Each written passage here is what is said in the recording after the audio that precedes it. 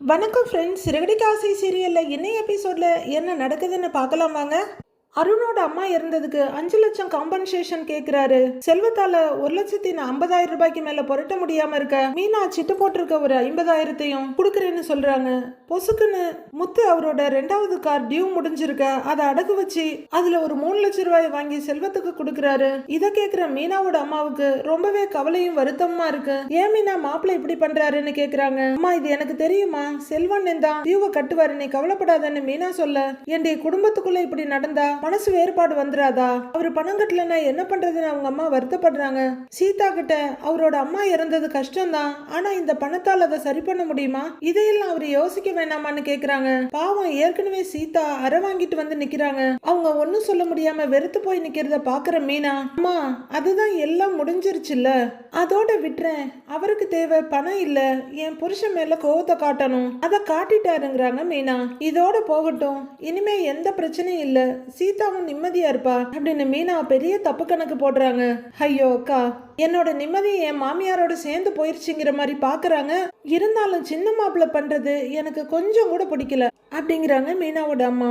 2 car ஓடிட்டு இருந்தப்பயாவது மாமா கையில கொஞ்சமாவது பணம் இருந்திருக்கும், இப்ப என்ன சொல்றதுங்கிறாரு சத்யா. டேய் அதெல்லாம் ஒண்ணும் இல்ல, நாங்க சமாளிச்சுக்குவோங்கிறாங்க மீனா. சீதா நான் இதுல பண்றதுக்கு ஒண்ணுமே இல்லங்கிற மாதிரி பாக்க, ஏய் எத்தனை நாளைக்கு சமாளிக்குவீங்க, இப்பதான் கடையெல்லாம் திறந்து கொஞ்சம் முன்னேறிட்டு வந்துட்டு இருக்கீங்க, இந்த நேரத்துல போய் இப்படி ஆயிடுச்சு அப்படிங்கிற மீனாவோட அம்மா. ஏய் சீதா, உன்னோட வீட்டுக்காரரு நாளைக்கு வீட்டுல இருப்பாரான்னு கேக்குறாங்க. ஏன் கேக்குறீங்கன்னு சீதா ரொம்ப அமைதியா கேக்குறாங்க. இல்லடி, உன் வீட்டுல இப்ப பெரியவங்கன்னு யாருமே இல்ல, அவருக்கு எடுத்து சொல்ல ஆள் இல்ல, அவங்க அம்மா இருந்தா இப்படி பண்ண விட்டுருக்க மாட்டாங்கல்ல, நான் வந்து அவர்கிட்ட பேசுறேன், இது தப்புன்னு சொல்லி பணத்தை திரும்ப கேட்டு மாப்பிள்ளக்கார மீட்டு எடுக்க முடியுமான்னு பாக்கலாம் அப்படின்னு மீனாவோட அம்மா கேட்க, அம்மா இப்ப அதெல்லாம் அவர் கேட்டாரா உங்ககிட்ட அப்படிங்கிறாங்க மீனா.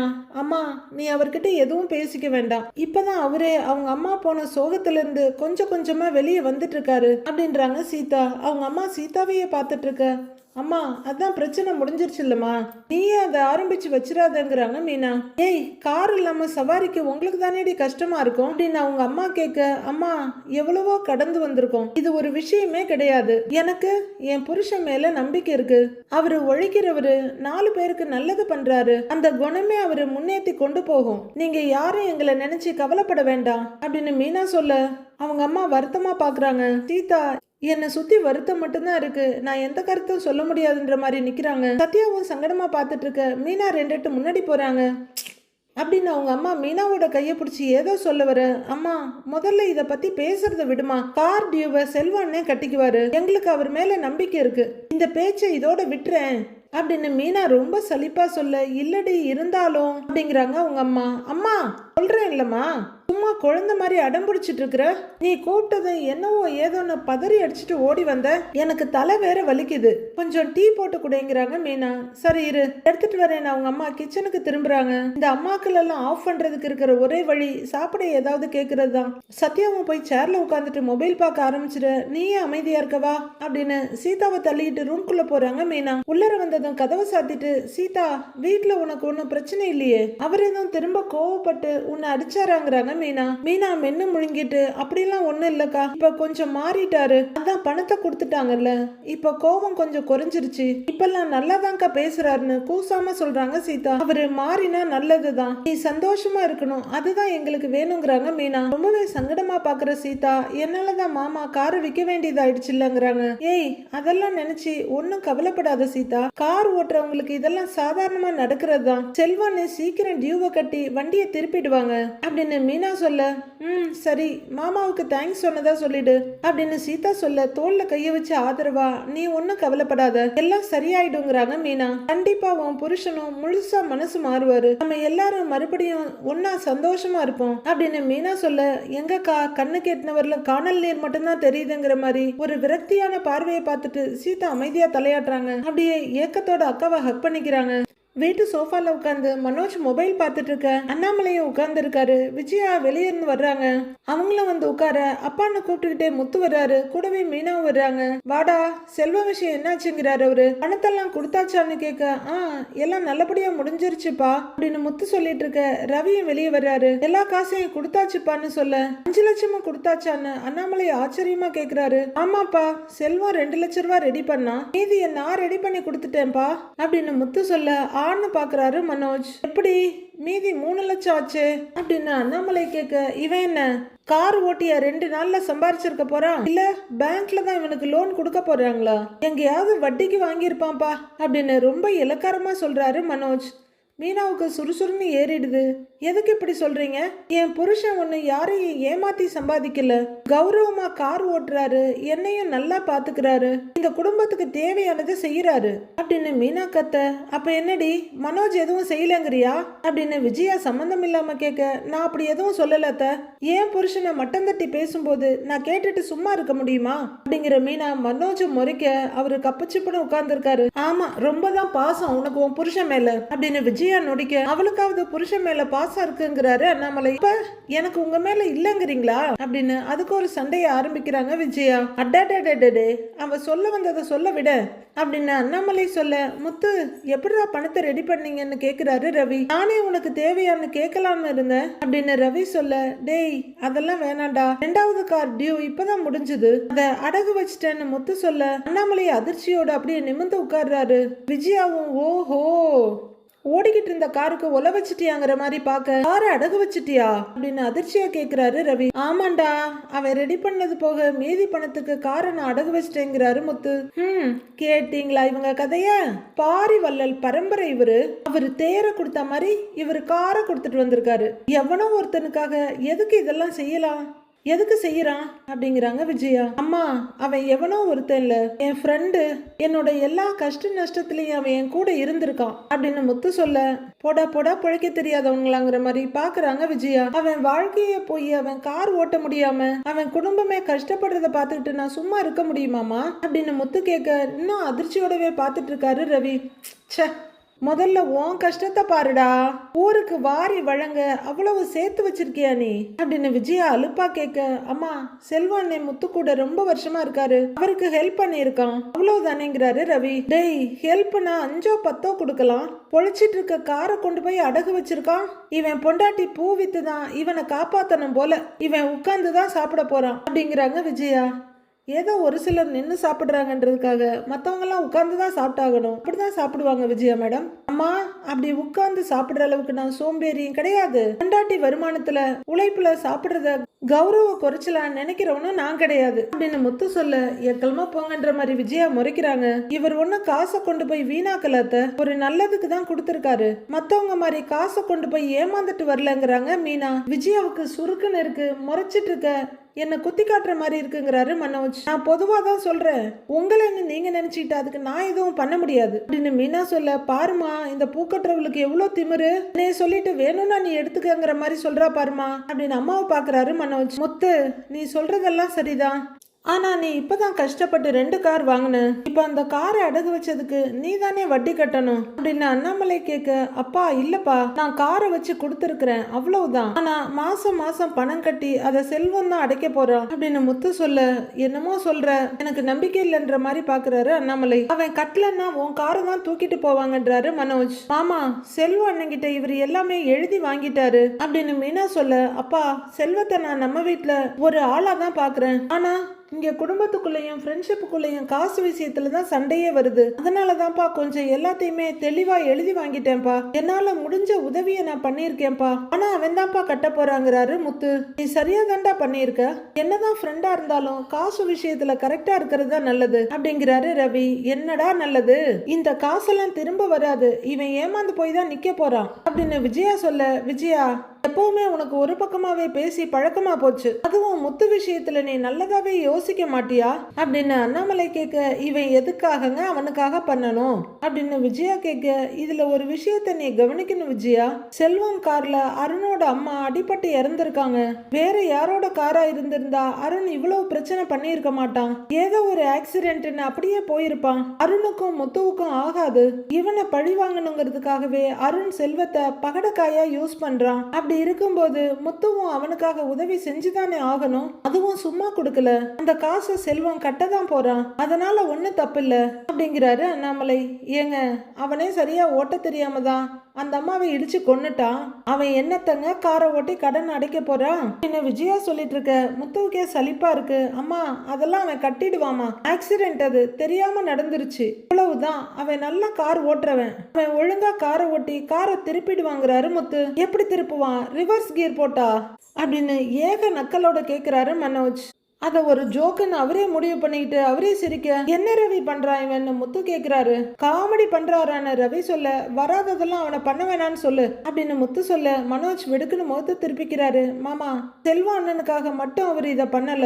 அவரை நம்பி அவர் குடும்பம் இருக்கு, பசங்களோட படிப்பு இருக்கு. அது எல்லாத்தையும் யோசிச்சுதான் இவர் அப்படி பண்ணியிருக்காரு அப்படின்னு மீனா சொல்ல, எனக்கு புரியுதுமா, இவன் பண்ணினதுல எதுவும் தப்பு கிடையாது அப்படின்னு அண்ணாமலை சொல்ல, நீங்க இப்படி சப்போர்ட் பண்றதுனாலதான் அவன் இஷ்டத்துக்கு எல்லாத்தையும் பண்ணிக்கிட்டு இருக்கிறான் அப்படிங்கிறாங்க விஜயா. சரி, நான் சப்போர்ட் பண்ணல, அப்ப நீ ஒண்ணு பண்ணு. மனோஜுக்கு ஒண்ணு, நான் கடன் பத்திரத்துல கையெழுத்து போட்டு கொடுக்குற, வீட்டு மேலேயே கடன் வாங்குற, இவனை வேணா காரை திருப்பி வாங்கிட்டு வர சொல்றேன். நீ வேணா வீட்டு பத்திரத்து மேல இன்னும் கொஞ்சம் கடனை வாங்கி முத்துக்கிட்ட கொடுத்துடுறியா அப்படின்னு அண்ணாமலை சாதாரணமா கேட்க, விஜயாவுக்கு அப்படியே தூக்கி வாரி போடுது.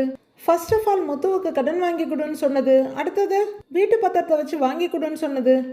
அப்படியே பேரஞ்ச மாதிரி முழிக்கிறாங்க. மனோஜா ஐயோன்னு பதறி போய் அம்மா பக்கமா திரும்பி பாக்குறாரு. என்ன, பத்திரத்து மேல கடன் வாங்கணுமா? என்ன விளையாடுறீங்களா அப்படின்னு விஜயா கேட்க, ஐயோ விஷயம் விபரீதம் ஆயிர போகுது அப்படின்ற மனோஜும் ஓடி வந்து, அப்பா, அம்மா எனக்காக வாங்கினாங்க. இவன் யார் யாருக்கோ தானம் பண்றதுக்கு நம்ம வீட்டு பத்திரத்தை கொடுக்கணுமா? நானும் அவனும் ஒண்ணு கிடையாதுங்கிறாரு மனோஜ். ஏய், என்ன பொறுத்தவரையில ரெண்டு பேரும் ஒண்ணுதான்டா, நான் அப்படிதான் பாக்குறேன். உன் அம்மா மாதிரி பிரிச்சு பார்க்கலாம் தெரியாதுங்கிறாரு அண்ணாமலை. ஏங்க, மனோஜ் பிசினஸ் பண்றான், அவன் இன்னும் நிறைய கடைகளை திறப்பான், அவனுக்கு பண்ணலாம். இவங்க கண்டவங்களுக்கு அள்ளி கொடுக்கறதுக்கு நான் எதுக்கு இவனுக்கு பத்திரத்தை கொடுக்கணும் அப்படின்னு விஜயா பதறாங்க. அம்மா, நீங்களும் பண்ண மாட்டீங்க, அவனா பண்ணனாலும் திட்டுறீங்க அப்படின்னு ரவி கேட்க, உட்ரா உட்ரா உட்ரா. அம்மா, எனக்கு யாரையும் எதுவும் செய்ய வேண்டாம், நான் யார்கிட்டையும் எதையும் எதிர்பார்க்கவும் இல்லை அப்படின்னு முத்து சொல்ல, அப்பாடா, ஒரு வழியா வீட்டு பத்திர விஷயம் இதுக்கு மேல வரலன்னு விஜயா நிம்மதியா பாக்குறாங்க. ஆனா ரவி விடுறதல்ல. அதுக்கு இல்லடா, இவன் என்ன பிசினஸ்க்கா காசு வாங்கினான், அங்க இங்கன்னு கடன் வாங்கி வச்சுட்டு அதை அடைக்க வீட்டு மேல கடன் வாங்குறான். அவனுக்கே செய்யும் போது நீ ஒரு நல்ல விஷயத்துக்கு செய்யற, உனக்கு செஞ்சா என்னன்னு விடாம கேக்குறாரு ரவி. ஐயோ, இவன் என்ன இந்த விஷயத்த விடமாட்டானாட்டிருக்கேன்ற மாதிரி விஜயா பாக்குறாங்க. மனோஜும் பாக்குறாரு. வேண்டாம் ரவி, நாங்க எப்பவுமே அத்தை மாமா கிட்ட எந்த உதவியும் எதிர்பார்த்தது இல்ல.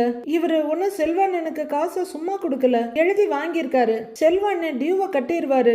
அதனால அத்தை மாமா கிட்ட இருந்து எங்களுக்கு எதுவும் தேவையில்லைங்கிறாங்க மீனா. அப்படியே நின்னுக்கங்கன்ற மாதிரி விஜயா பார்க்க, அம்மா, எங்க உழைப்பு மேல எனக்கு நம்பிக்கை இருக்குமா, சொந்தமா நாங்க முன்னேறுவோம். நீங்க செய்ய வேண்டியது எல்லாம் உங்க தொழிலதிபர் பையனுக்கே செய்யுங்க, நான் எதுவும் கேட்க மாட்டேன், பயப்படாதீங்கிறாரு முத்து. அதெல்லாம் எங்களுக்கு தெரியுங்கிற மாதிரி விஜயா பார்க்க, முத்து, நீங்க ரெண்டு பேரும் மத்தவங்களுக்கு நல்லதுதான் நினைப்பீங்க, உங்களுக்கும் நல்லதுதான் நடக்கும் அப்படின்ற அண்ணாமலை அங்கிருந்து கிளம்பிட, விஜயா வேகமா எழுந்து, மொத்தத்துல ரெண்டு கார்ல ஒண்ணு போயிருச்சு. உன்னை சொல்லி ஒன்னும் பண்ண முடியாது, உன் பொண்டாட்டியால தான் ஒவ்வொன்னும் போய்கிட்டே இருக்கு, இன்னும் என்னெல்லாம் போக போகுதோ அப்படின்னு மீனாவை ஏதாவது ஒண்ணு சொல்லி ஆகணும்னு விறுவிறுன்னு சொல்றாங்க விஜயா. அம்மா, என்னம்மா நீங்கன்னு ரவி கேட்க, டேய், உண்மை தாண்டா சொல்றேன், இவளாலதான் இவனுக்கு எல்லா கஷ்டமும் வருது பாரு அப்படின்னு முகத்தை திருப்பிட்டு விஜயா போக, ரவி அவர் ரூமுக்கும் மனோஜ் வேற பக்கமா போறாங்க. திரும்பி மீனாவை பாக்குற முத்து, நீ ஏன் மீனா ஆஃப் ஆயிட்ட? அம்மா சொல்றதெல்லாம் பெருசா எடுத்துக்காத மீனா, நீ நல்லதே பண்ணாலும் அம்மா உன்னை குறை சொல்லி தானே பேசுவாங்க, அது உனக்கே நல்லா தெரியும்ல, அவங்களெல்லாம் மாத்த முடியாது, பெருசா எதுவும் யோசிக்காத, ஃப்ரீயா விடுவா அப்படின்னு அவர் ரூம்குள்ள போக, மீனா இன்னும் பழைய நினைப்புல அப்படியே ஹால்லயே நிக்கிறாங்க. பார்வதி அவங்க வீட்டுல உட்காந்து மொபைல் பார்த்துட்டு இருக்க. பார்வதி அப்படின்னு கூப்பிட்டுக்கிட்டே விஜயா வர்றாங்க. வா விஜயான்னு பார்வதி எழுந்து வர, என்ன ஒரே சந்தோஷமா இருக்கிற மாதிரி இருக்கு அப்படின்னு விஜயா கேட்க, நான் தான் கோயம்புத்தூர் போயிருந்தேன்ல அப்படின்னு பார்வதி கேட்க, ஆமா இல்ல, ஓ ஓ அவார்டு எல்லாம் வாங்கிட்டியான்னு கேக்குறாங்க விஜயா. அதுக்கு தானே போனேன், இரு எடுத்துட்டு வரேன் அப்படின்னு பார்வதி போக விஜயா வெறுத்து போய் பார்த்துட்டு இருக்காங்க. இந்த விஜயா பாருன்னு ஒரு ஷீல்ட கொண்டு வந்து காட்டுறாங்க பார்வதி. விஜயாவுக்கு பத்திக்கிட்டு எரியுது, இருந்தாலும் மறைச்சுக்கிட்டு நல்லா இருக்கு நல்லா இருக்கு அப்படின்னு சொல்ல, மேடையில எங்க 2 பேரையும் நல்லா பாராட்டி பேசினாங்க. நம்ம சிவ என்ன ரொம்ப புகழ்ந்து பேசினாரு, அதுக்கு எல்லாரும் பயங்கரமா கை தட்டினாங்க, எனக்கு ரொம்ப சந்தோஷமா இருந்தது அப்படின்னு பார்வதி சந்தோஷ சிரிப்போட சொல்றாங்க. அதெல்லாம் மேடையில நடக்கிறது தான். ஒருத்தங்களுக்கு பாராட்டு விழான்னா அவங்களுக்கு ஏதாவது சொல்லி பாராட்டி தானே ஆகணும், அப்படிதான் பேசுவாங்க. ஆனா அதெல்லாம் உண்மைதானான்னு தெரியாது. சில பேர் இப்படி மேடை கிடைச்சதுன்னா அப்படிதான் பேசுவாங்க அப்படின்னு விஜயா பார்வதிய வெறுப்பேத்திக்கிட்டு இருக்க, சில பேர் மனசுல இருக்கிறது தான் பேசுவாங்க விஜயா. அந்த ஃபங்க்ஷனுக்கு ஒரு ஸ்கூலோட ஓனர் வந்திருந்தாரு. அவரு நிறைய ஸ்கூல் வச்சிருக்காரு போல இருக்கு. எங்க வீடியோவை பார்த்துட்டு நான் கதை சொல்ற வீடியோவை அவங்க ஸ்கூலுக்கு வாங்கிக்கிறேன்னு மேடையிலேயே சொன்னாரு அப்படின்னு பார்வதி சொல்ல, ஓ அந்த அளவுக்கெல்லாம் இருக்குதா அப்படிங்கிற மாதிரி பாக்குற விஜயா, சும்மா எல்லாம் கொடுத்துறாத, ஒரு 5000 10,000 வாங்கிட்டு கொடுங்கறாங்க. இல்ல விஜயா, மாசம் மாசம் நாங்க 7 வீடியோ கொடுக்கணும், அதுக்கு மாசம் 1 லட்சம் ரூபாய் பணம் தரேன்னு சொல்லியிருக்காரு அப்படின்னு பார்வதி சொல்ல, விஜயாவுக்கு பயங்கரமான அதிர்ச்சி. ஐயோ 1 லட்சமா அப்படின்ற மாதிரி கண்ணை இமைக்காம பாக்குறவங்களுக்கு தலையே சுத்துது. என்னது, ஒரு லட்சமா அப்படின்னு விஜயா கேட்க, ஆமா விஜயா, மேடையிலேயே வச்சு கான்ட்ராக்ட் போட்டு 1 லட்சம் ரூபாய் செக்கும் கொடுத்துட்டாருன்றாங்க பார்வதி. அவ்வளவுதான், விஜயாவுக்கு தாங்க முடியல. பரவாயில்ல, நான் தான் என் பையன் வாழ்க்கையை நினைச்சு கஷ்டத்துல இருக்கேன், கோர்ட்டுக்கும் வீட்டுக்குமா அலையறேன், ஆனா நீ நல்லா சந்தோஷமா இருக்க அப்படின்னு வயிறு எறிகிறாங்க விஜயா. நான் சந்தோஷமா இருக்கேங்கிறத யோசிக்கிறத விட்டுட்டு நீ எப்படி சந்தோஷமா இருக்கலாம்னு யோசி அப்படின்னு பார்வதி சொல்லிட்டு இருக்கவே, விஜயாவோட வால் மாதிரி ஒட்டிக்கிட்டே வர்ற சிந்தாமணி வாசப்படியில வந்து நின்று மாஸ்டர்னு கூப்பிட்டுட்டு வர்றாங்க. பாக்குற பார்வதி எரிச்சலோட, முதல்ல இவளை கழட்டி விடு, உனக்கு சந்தோஷம் தானா வந்து சேருங்கிறாங்க. என்ன ஏதோ சந்தோஷம் வரும்னு சொல்லிட்டு இருக்கீங்க அப்படின்னு காது டு காது சிரிச்சிட்டு சிந்தாமணி வந்து கேக்குறாங்க. இல்ல இல்ல, நான் அவார்ட் வாங்கினது சந்தோஷமா இருக்குன்னு சொல்லிட்டு இருக்கிறேன் அப்படின்னு பார்வதி காமிக்க, ஓ இதுதான் அந்த அவார்டா, ரொம்ப நல்லா இருக்குன்னு அட்லீஸ்ட் தொட்டு பார்த்தாவது சொல்றாங்க சிந்தாமணி. அத கையில கூட தொடல. சரி நீங்க 2 பேரும் பேசிட்டு இருங்க, சிவ மத்தியானம் சாப்பிட வரேன்னு சொன்னாரு, நான் போய் சமையல் வேலையை பாக்குறேன் அப்படின்னு பார்வதி சிரிப்போட ஷீல்டோட அங்க இருந்து போக, இவ ஒருத்தி காலம் போன காலத்துல தேவையில்லாததெல்லாம் பண்ணிட்டு இருக்கா அப்படின்னு எரிச்சல் படுறாங்க விஜயா. அவங்கள விடுங்க மாஸ்டர், உங்க வீட்டுல பூஜை பண்றதுக்கு நான் ஒரு அம்மாவை ஏற்பாடு பண்ணியிருக்கேன் அப்படின்னு சிந்தாமணி சொல்ல, உடனே விஜயா எல்லாத்தையும் மறந்துட்டு ரொம்ப ஆர்வமா, அப்படியா நல்லா பண்ணுவாங்கல்லன்னு கேக்குறாங்க. ரொம்ப பாப்புலரானவங்க மாஸ்டர், ரேக பாப்பாங்க, ஜோசியம் கூட பாப்பாங்க, ஒருத்தர் முகத்தை பார்த்து அவங்க வாழ்க்கையில என்ன நடந்துச்சு, இனிமே என்னென்ன நடக்க போகுதுன்னு எல்லாத்தையுமே சொல்லிடுவாங்க மாஸ்டர் அப்படின்னு சிந்தாமணி சொல்ல, விஜயாவுக்கு ரொம்ப ஆர்வமாகுது. ஓ அவ்வளோ சக்தி வாய்ந்தவங்களா அப்படின்னு ஆச்சரியமும் சந்தோஷமா கேட்க, ஆமா மாஸ்டர், கோவில்லையே பூஜை எல்லாம் பண்ணி அருள் வாக்கெல்லாம் சொல்லுவாங்க அப்படின்னு சிந்தாமணி சொல்ல, அப்போ அவங்க பண்ற பூஜையால எங்க வீட்டுல இருக்க பிரச்சனையெல்லாம் சரியாயிடுமா அப்படின்னு விஜயா ஆர்வமா கேட்க, என்னங்க மாஸ்டர், கண்டிப்பா சரியாயிடும், நீங்க என்னைக்கு வர சொல்றீங்களோ அந்த டேட்ல அவங்கள வீட்டுக்கு வர சொல்லிடலாம், இப்பவே புக் பண்ணிடலாம் அவங்களங்கிறாங்க சிந்தாமணி. வர வெள்ளிக்கிழமை வர சொல்லுங்க, இன்னைக்கு நல்ல நாள் தாங்கிறாங்க விஜயா. சரிங்க மாஸ்டர், அன்னைக்கே வர சொல்லிடுறேன். ஆனா ஒண்ணுங்க மாஸ்டர், அந்த அம்மா என்ன சொல்றாங்களோ அதை நீங்க கண்டிப்பா அப்படியே பண்ணி ஆகணும் அப்படிங்கிறாங்க சிந்தாமணி. அவங்க என்ன சொன்னாலும் நான் அதை அப்படியே செய்யறேன், முதல்ல எனக்கு இருக்கிற பிரச்சனையெல்லாம் என்னை விட்டு போகணுங்கிறாங்க விஜயா. பிரச்சனை மட்டும் இல்ல, நீங்களே எல்லாரும் வீட்டை விட்டு போயிருவீங்கன்ற மாதிரி பாக்குற சிந்தாமணி, மாஸ்டர் பூஜை முடிச்சு அடுத்த நாளே உங்க வீட்டுல ஒரு பெரிய மாற்றம் வரும் பாருங்க அப்படின்னு இவங்களே குறி சொல்ல ஆரம்பிச்சிட, விஜயா அம்மாக்கு அப்பாடா ரொம்ப நிம்மதின்ற மாதிரி பெருமூச்சு விட்டு பாக்குறாங்க. சந்தோஷப்படு, எல்லாம் வெள்ளிக்கிழமை முடிஞ்சு சனிக்கிழமை வரைக்கும் தான், அப்புறம் சரவெடி மாதிரி பிரச்சனை உன்ன துரத்தும், திரும்பி கூட பார்க்க நேரம் இல்லாம ஓடிக்கிட்டே இருக்கணுங்கிற மாதிரி சிந்தாமணி பாக்குறாங்க. அப்புறம் இன்னொரு விஷயம் உங்ககிட்ட பேசணும்னு நினைச்சேன் அப்படின்னு விஜயா சொல்ல, சொல்லுங்க மாஸ்டர்னு ஆர்வமா கேக்குறாங்க சிந்தாமணி. பார்வதியார் வர்றாங்களா இல்ல காதுல கேக்குறாளான்னு எட்டி பாக்குற விஜயா, நான் சொல்லியிருந்தேன்ல என் பையன் ரவியும் அவன் பொண்டாட்டி ஸ்ருதியும் ஒரு சண்டையால பிரிஞ்சிருக்காங்கன்னு அப்படின்னு விஜயா கேட்க, ஆமா அது இன்னும் சரியாகலையா மாஸ்டர்ங்கிறாங்க சிந்தாமணி. அதை சரி பண்ணதான் ஒரு ஐடியா யோசிச்சிருக்கேன் அப்படின்னு விஜயா சொல்ல, என்ன ஐடியாங்க மாஸ்டர்னு கேக்குறாங்க சிந்தாமணி. சொல்றேன், அதுக்கு முன்னாடி நம்ம அந்த ஹோட்டல் பொண்ணு நீத்துவ போய் பார்த்து பேசணும் அப்படின்னு விஜயா சொல்ல, இவங்க பிரச்சனையை சரி பண்றதுக்கு எதுக்கு அந்த பொண்ணை போய் பார்க்கணும் மாஸ்டர் அப்படின்னு சிந்தாமணி கேட்க, அதுதான் என் ஐடியாவே. அதுக்கு நீங்களும் என் கூட வர முடியுமான்னு கேக்குறாங்க விஜயா. ஒரு நிமிஷம் திடுக்குன்னு இருந்தாலும், உங்களுக்காக இதை கூட செய்ய மாட்டேனாங்க மாஸ்டர், நான் கண்டிப்பா வரேன் மாஸ்டர்னு ஒத்துக்கிறாங்க சிந்தாமணி.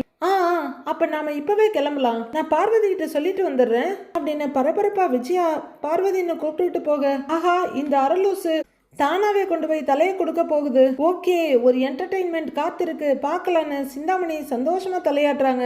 இங்க மீனா ஸ்ருதியோட ஹோட்டலுக்கு வந்து சுவாமி சிலைக்கு பூ வச்சு விடுறாங்க. ஸ்ருதி அந்த பக்கமா வர்றவங்க சுவாமியை பார்த்துட்டு, மீனா நீங்க இப்படி தினமும் பூ போட்டு சாமி கும்பிட்டு சாம்பிராணி வைக்கிறதுனாலதான் என் ரெஸ்டாரண்ட் நல்லா ரன் ஆகுதுங்கிறாங்க. சிரிக்கிற மீனா, ஏன் ஸ்ருதி நீங்க வேற, ஹோட்டல் நல்லா ஓடுறதுக்கு காரணம் உங்க திறமை தாங்கிறாங்க. இருக்கலாம், ஆனா இப்ப இதெல்லாம் ஒரு சென்டிமெண்டா பார்க்க ஆரம்பிச்சுட்டேன். அப்புறம் என்ன சாப்பிடுறீங்க, நண்டு சூப் பண்ணியிருக்கோம், ட்ரை பண்றீங்களான்னு கேக்குறாங்க ஸ்ருதி. ஆஹா அதெல்லாம் வேண்டாம் ஸ்ருதி, நான் இப்பதான் சாப்பிட்டுட்டு வந்தேன் அப்படின்னு மீனா சொல்ல, அப்போ ஓகே, நானே உங்களுக்கு கால் பண்ணணும்னு நினைச்சேன், நீங்களே கரெக்டா வந்துட்டீங்க அப்படின்னு ஸ்ருதி நடக்க, என்ன விஷயம்னு கூட நடக்கிறாங்க மீனா. ஆன்ட்டி கொஞ்ச நேரம் முன்னாடி கால் பண்ணியிருந்தாங்க அப்படின்னு ஸ்ருதி உட்கார்ந்துட்டு சொல்ல, அப்படியா என்ன சொன்னாங்கன்னு ஆர்வமா கேக்குறாங்க மீனா. வர வெள்ளிக்கிழமை வீட்டுல பூஜை வச்சிருக்காங்களாம், அதுக்கு வர சொன்னாங்க மீனாங்கிறாங்க ஸ்ருதி. ரொம்ப சந்தோஷம் வந்துருங்க அப்படின்னு மீனா சொல்ல, எனக்கு வரணும்னு தோணல மீனா அப்படின்றாங்க ஸ்ருதி.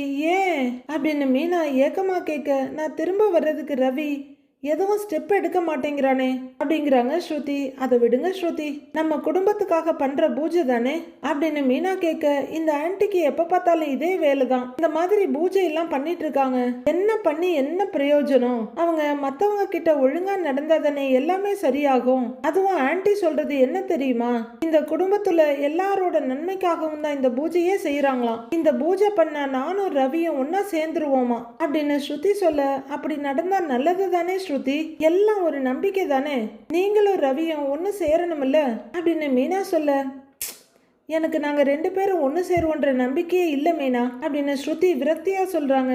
ஏன் ஸ்ருதி இப்படிலாம் சொல்றீங்க அப்படின்னு அவங்க கையை பிடிச்சி கேட்டுட்டு, ரவி உங்க மேல ரொம்ப அன்பு வச்சிருக்காருன்றாங்க மீனா.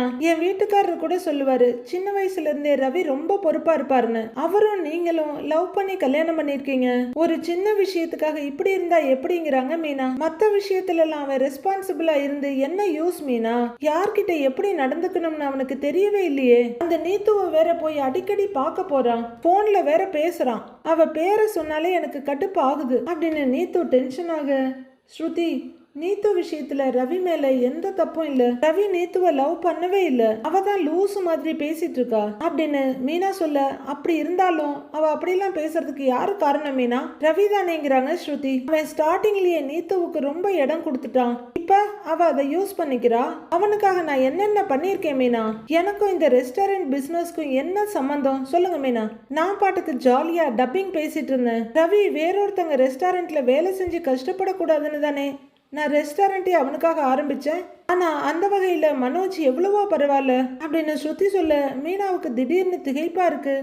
ஏன் அப்படி சொல்றீங்கன்னு கேக்குறாங்க. ரோஹிணி தான் அவருக்கு பிசினஸ் ஸ்டார்ட் பண்ணி கொடுத்தாங்க, ஆனா அவர் அதை எவ்வளவு பொறுப்பா பார்த்துட்டு இருக்காரு அப்படின்னு ஸ்ருதி சொல்ல, அவன் பொறுப்புல 1 கிலோ பருப்பு தான் கொட்டணுங்கிற மாதிரி பாக்குறாங்க மீனா. ஆனா ரவி எவ்வளோ பிரச்சனைக்கு அப்புறம் தானே இங்க வந்தான். சில பேர் இப்படிதான் மீனா, வைஃப் மூலமா ஒர்க் வந்தாலோ இல்ல வைஃப் கூட சேர்ந்து பிசினஸ் பண்ண சொன்னாலோ அதை இன்ஃபீரியரா ஃபீல் பண்ணுவாங்க அப்படின்றாங்க ஸ்ருதி. ஐயோ ரவி அந்த மாதிரி எல்லாம் கிடையாது ஸ்ருதி, அவரு சொந்த கால்ல நிக்கணும்னு ஆசைப்பட்டாரு அவ்வளவுதான், ஆனா இப்ப அவரே இறங்கி வந்துட்டாருல அப்படின்றாங்க மீனா. அவனுக்கு இன்செக்யூர் இல்லைன்னா நான் ரெஸ்டாரண்ட் ஸ்டார்ட் பண்ணேனே, அப்பவே அவன் அங்கிருந்து வந்திருக்கணும்ல, இப்ப இந்த பிரச்சனையெல்லாம் நான் ஃபேஸ் பண்ணிட்டு இருக்கணும்னு எந்த அவசியமும் இல்லைல்ல அப்படின்னு ஸ்ருதி கோவப்பட, ஸ்ருதி இப்பவும் சொல்றேன், ரவி சைட்ல எந்த தப்பும் கிடையாது, அவரு நீத்து பின்னாடி சுத்தல, அவரு நீத்துவ லவ்வும் பண்ணல, அந்த பொண்ணு அப்படி சொல்றதுக்கு நம்ம ரவி என்ன பண்ணுவாரு அப்படின்னு ரவிக்கு ஏக சப்போர்ட் பண்ற மீனா. இந்த மாதிரி யாரோ ஒருத்தர் நம்மளுக்கு ஏதாவது பிரச்சனை கொடுத்துக்கிட்டே தான் இருப்பாங்க, அதுக்காக நம்ம வாழ்க்கையை நாம விட்டுற முடியுமா. ரவி ரொம்ப நல்லவரு, நீங்க 2 பேரும் சேர்ந்து கடைசி வரைக்கும் நல்லா வாழணும் அப்படின்னு மீனா சொல்ல, என்னவோ மீனா எனக்கு உங்க அளவுக்கெல்லாம் டாலரன்ஸ் கிடையாது, ஆனா ஒண்ணு நான் ஒரு டைம் லைன் வச்சிருக்கேன், அது வரைக்கும் பாப்பேங்கிறாங்க ஸ்ருதி. அப்புறம்னு மீனா கேட்க, அப்புறம் நான் சொன்னது நடக்கலன்னா நானும் கோர்ட்டுக்கு போக வேண்டியதுதான் அப்படின்னு ஸ்ருதி சொல்ல, திகச்சு போற மீனா. என்னங்க என்ன ஸ்ருதி இவ்வளவு சாதாரணமா இப்படி சொல்லிட்டு இருக்கீங்க, கோர்ட்டு வாசல்ல யார் வேணாலும் போய் நிக்கலாம். ஆனா எவ்வளவு கஷ்டம் வந்தாலும் அந்த வாழ்க்கையை வாழ்ந்து காட்டணும். அதுவும் நீங்க 2 பேரும் வீட்டை எதிர்த்து கல்யாணம் பண்ணிக்கிட்டீங்க. இப்ப என்னடானா கோர்ட்டுக்கு போவேன்னு ரொம்ப சாதாரணமா சொல்லிட்டு இருக்கீங்க அப்படின்னு மீனா கேட்க, நான் போறதும் போகாததும் ரவி கையில தான் இருக்கு மீனா.